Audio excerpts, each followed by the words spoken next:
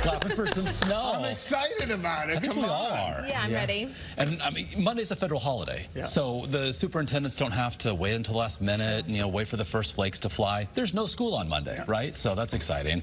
So everyone can just enjoy it. So the overall impact would not be as great as if we had school in the normal workday. And we are talking about plowable amounts of snow. So starting Sunday between 1 and 3 p.m. and then ending well before daybreak on Monday morning. So the latest is the shift has been farther to the west, bringing the likelihood for those plowable snow amounts here to us across southern New England.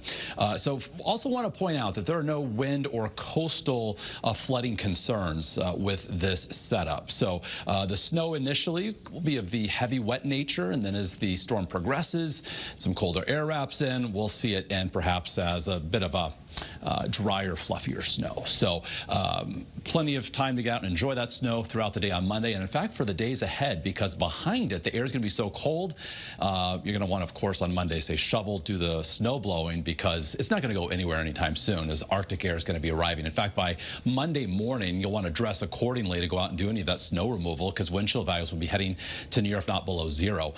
Monday afternoon in the single digits, but want to get right into Tuesday morning. So that's likely going to be the core, the worst of the cold and wind combined, as wind chill values could go 10, 15 degrees below zero. So this is certainly a dangerous combination. So right now, let's enjoy 32 from our iCam view in Waterbury, where we've got some scattered clouds over the Brass City, mainly clear. You can see the reflection of the setting sun there. Beautiful in southeast Connecticut. And temperatures today running a little bit above average as expected, topping out for some right near that 40-degree mark. We're in the low and mid 30s right now, inland 30 to 35 along the shoreline.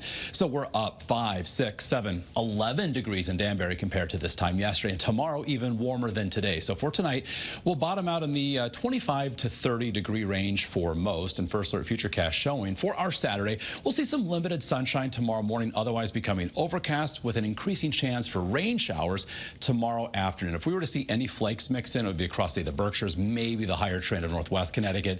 But notice as we head towards 8 o'clock tomorrow evening, it's winding down, it's exiting.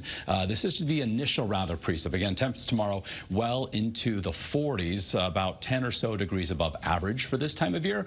And then for Sunday, we'll start dry. We'll start with some sunshine, but cloud cover quickly overspreads the state. And as we head toward 1, 2 o'clock, 3 in the afternoon, that's when the first flakes will begin to fly. As we head toward and past sunset, the intensity of the snow is going to be ramping up. And while this particular model run does not pick up on it, that mixed line just offshore could come close to southeastern parts of Connecticut, so we could see a little mixing there. But for the rest of the state, we are talking about basically snow from beginning to end. Here is Monday, 4 a.m.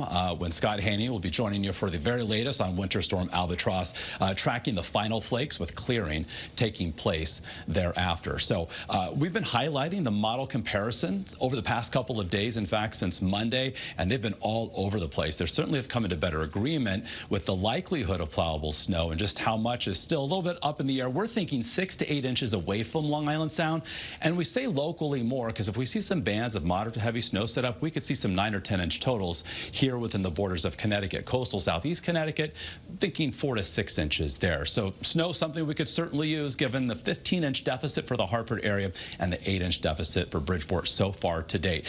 Behind Winter Storm Albatross, there's the arrival of that Arctic air, the coldest air of the season, with the wind that makes it feel even colder. And you can see by Monday night, Tuesday morning, wind chill values well below zero. And we see some recovery because the wind diminishes, but with snow cover and that dry air in place, the overnight lows get actually colder. So we're going for a low of 2 degrees Tuesday night, early Wednesday, perhaps even colder Wednesday night, early Thursday. So as that breeze subsides, the overnight temperatures go considerably lower.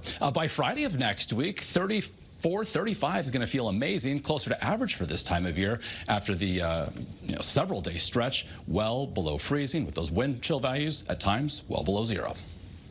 Thank you, Mark. When we come back